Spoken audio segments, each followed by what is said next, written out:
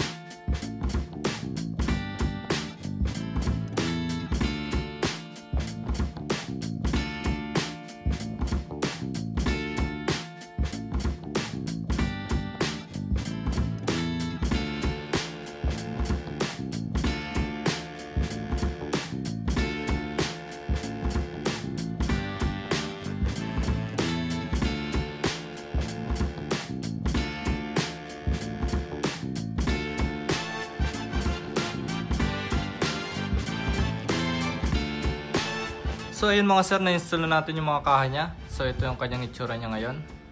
Naka all blue siya. Yan, naka blue yung mags. Tapos buong kaha, blue.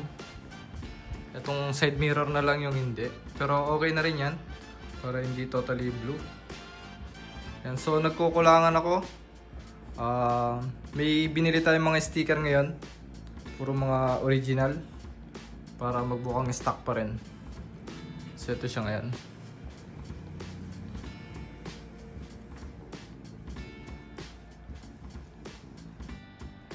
So ito pala yung mga in-order nating mga stickers. Ayan. So meron tayo dito ng dalawang emblem para dito sa likod.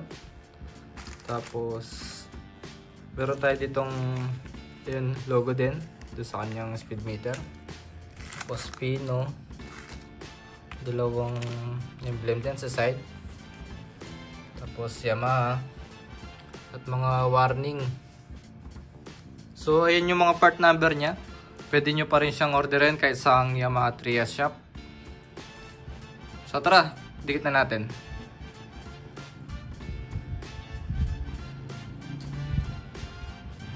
So ito yung ating emblem. Ayan, may nakalagay na Fino.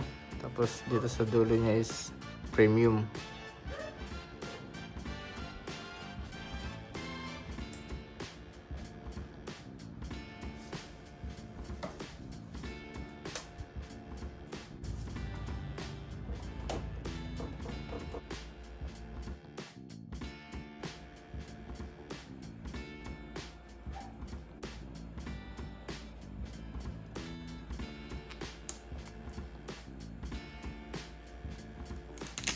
So yung mga sir, naidikit na natin itong mga sticker. So may natira tayo ditong isang sticker to.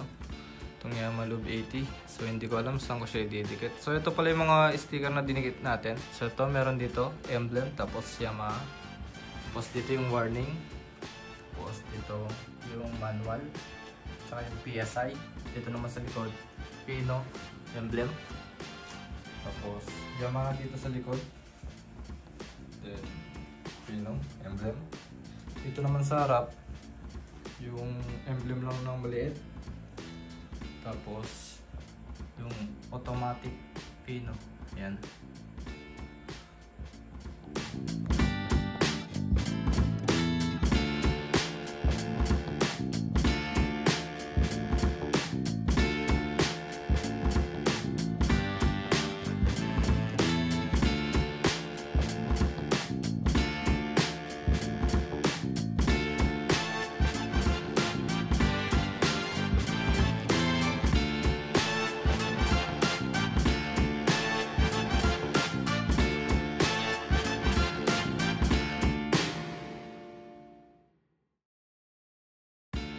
Ito na yung ating nirepaint na Pino FI. Dating kulay pula, ngayon kulay blue na. So yun mga sarangga, dito na lang ating video. Kita-kits ulit sa mga panibagong DIY. Peace.